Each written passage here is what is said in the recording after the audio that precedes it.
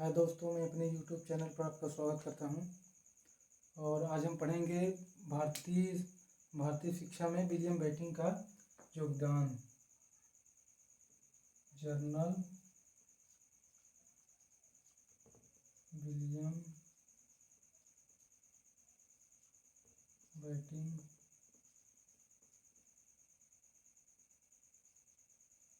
का भारतीय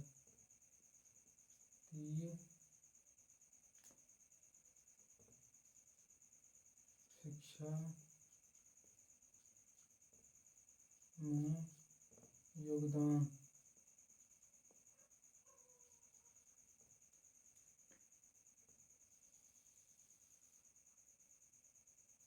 तो लॉर्ड जनरल विलियम बेंटिक जो थे वो भारतीय शिक्षा में जो मूलभूत परिवर्तन हुए थे और नए सिरे से नई शिक्षा का और अंग्रेजी प्रचार के भारत में अंग्रेजी प्रचार के योगदान में बहुत बड़ा योगदान दिया था।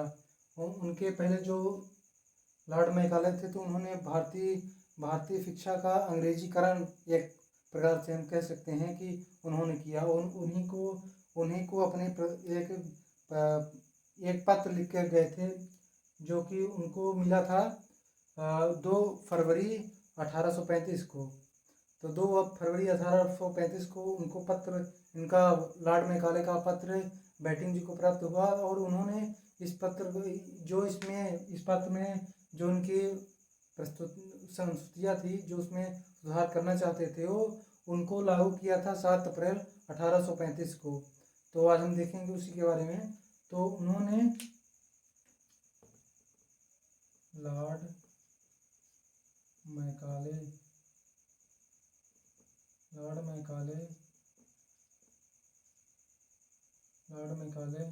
ने अपना संस्तुति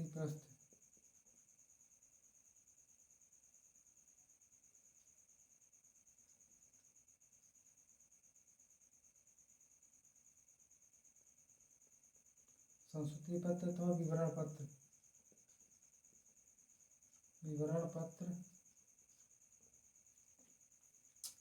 विलियम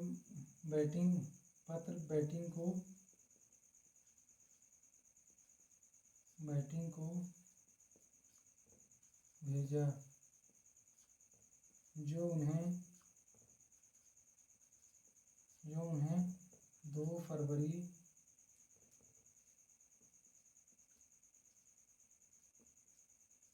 फरवरी 1835 को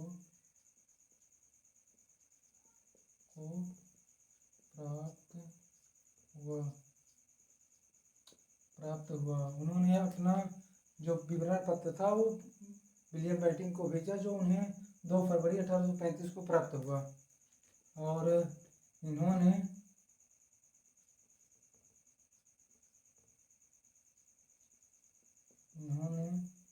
उसे 7 मार्च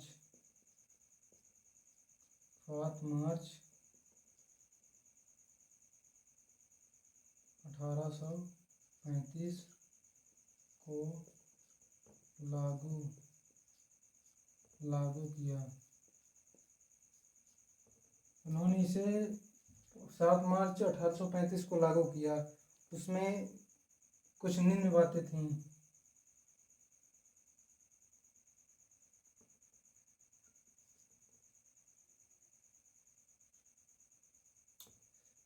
अंग्रेज सरकार द्वारा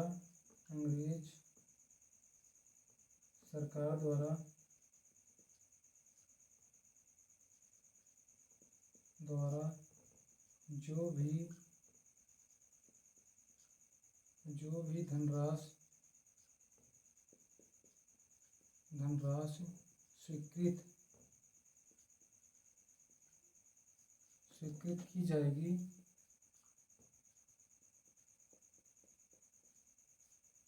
वह केवल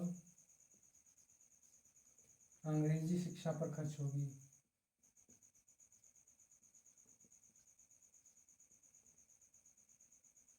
अंग्रेजी शिक्षा पर खर्च होगी।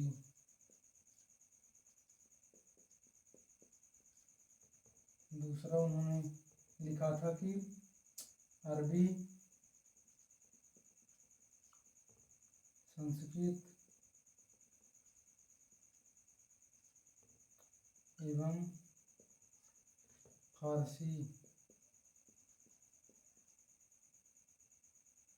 फारसी के विद्यालय जो पूर्ववत चल रहे थे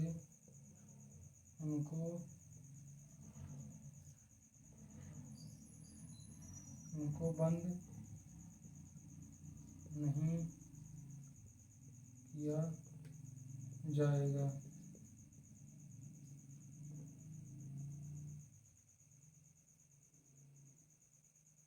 तीसरा उन्होंने कहा था कि जो अरबी,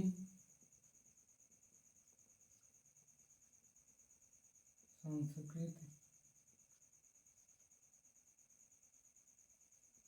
एवं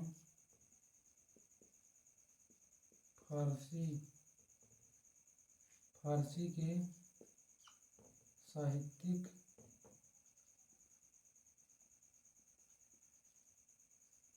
एवं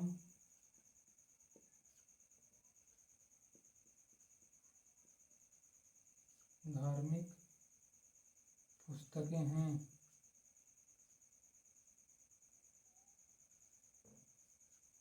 धार्मिक पुस्तकों के मुद्रण एवं वितरण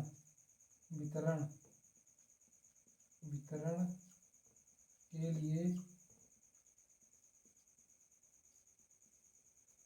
लिए सरकारी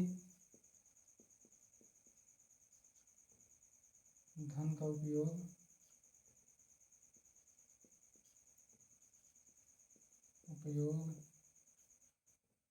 नहीं किया जाएगा।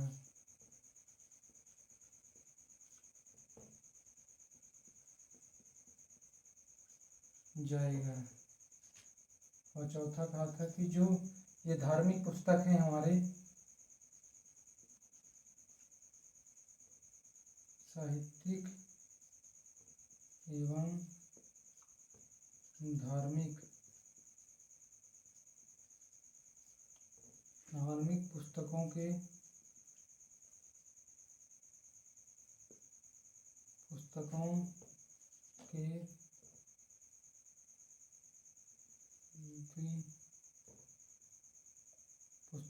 मुद्रण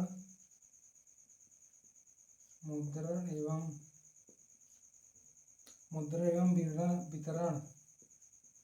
वितरण में धन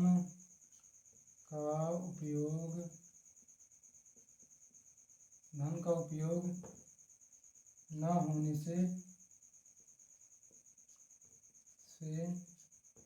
बचने वाली राशि का उपयोग अंग्रेजी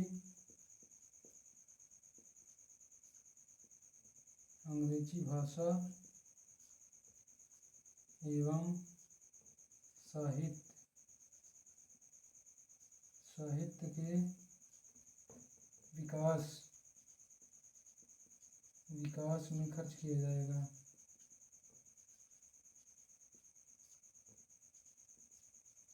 किया जाएगा तथा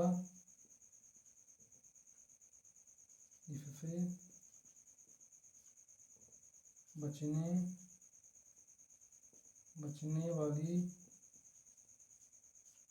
वाली राशि का उपयोग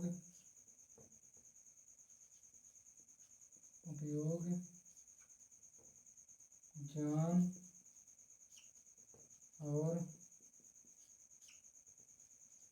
विज्ञान के विकास ज्ञान और विज्ञान के विकास में किया जाएगा। तो लॉर्ड मैकाले ने जो अपना विवरण पत्र प्रस्तुत किया था लॉर्ड विलियम बेंटिंक के आगे, तो उन्होंने ये चार मांगे रखी थी अपनी, कि जो इन्होंने अपना जो पत्र था वो उन्हें भेजा, तो उन्हें 2 फरवरी 1835 को प्राप्त हुआ, और उन्होंने इसे 7 मार्च विलियम बेंटिंक ने इसे 7 मार्च 1835 को लागू कर दिया। और इसके उसमें बताया गया, जो उन्होंने विवरण पत्र दिया था उसमें बताया गया था कि उसमें कहा गया था कि अंग्रेजी सरकार जो है जो भी धनराशि स्वीकृत करेगी, जो भी अंग्रेजी सरकार अपने जो धन उसे प्राप्त होगा टैक्स के माध्यम से या कुछ और कंपनियों के माध्यम से, तो या राजाओं के माध्यम से, तो उस धनराशि में जो शिक्षा के लिए खर्च किया जाएगा वो केवल अंग्रेजी शिक्षा पर खर्च किया जाएगा। और अरबी, संस्कृत और फारसी जो हमारी मूल भाषाएं थी, यहाँ भारत की भाषाएं थी, तो जो विद्यालय यहाँ पर चल रहे थे इस भाषा के, तो उनको बंद नहीं किया जाएगा। और अरबी, संस्कृत और फारसी जो साहित्य और धार्मिक पुस्तकें थी इस भाषा की, उनके मुद्रण और विवरण के लिए सरकारी खजाने से जो पैसा निर्धारित किया गया, सरकार निर्धारित करेगी उसमें उसका उपयोग नहीं करेगी। और साहित्यिक एवं धार्मिक पुस्तकों के मुद्रण में धन का उपयोग न होने से जो ये पुस्तकें हैं इनमें सरकार का पैसा लगेगा नहीं, तो जो पैसा बचेगा उस पैसे से ये अंग्रेजी भाषा और अंग्रेजी साहित्य के विकास पर खर्च करेंगे, तथा उसमें से भी जो पैसा बचेगा, तो इससे जो बचेगा तो उसका उपयोग ज्ञान और विज्ञान में करेंगे। तथा एक और था 5वां पॉइंट की कहा गया था कि जो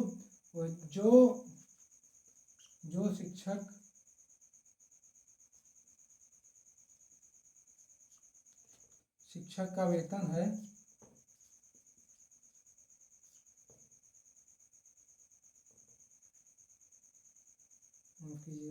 शिक्षक का वेतन और छात्रों की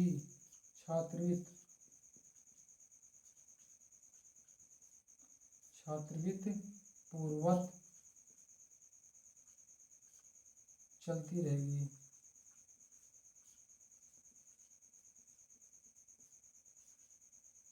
जो हमारे जो फारसी, अरबी और संस्कृत इस भाषा के जो छात्र थे या जो शिक्षक थे जो शिक्षण का कार्य करते थे, तो उसमें ये भी कहा गया था कि जो अरबी, संस्कृत, फारसी के टीचर हैं, शिक्षक हैं, जो विद्यालय चल रहे थे उनको बंद तो किया नहीं जाएगा, तो जो उसमें शिक्षक का कार्य होता था शिक्षण का, तो वो तो चलता रहेगा। तो वो उन शिक्षकों के लिए जो वेतन था वो, और जो छात्र थे जिनको छात्रवृत्ति मिलती थी शिक्षा के लिए, तो वो पूर्ववत निर्धारित जो पहले मिलती थी वो अभी भी लगातार चलेगी।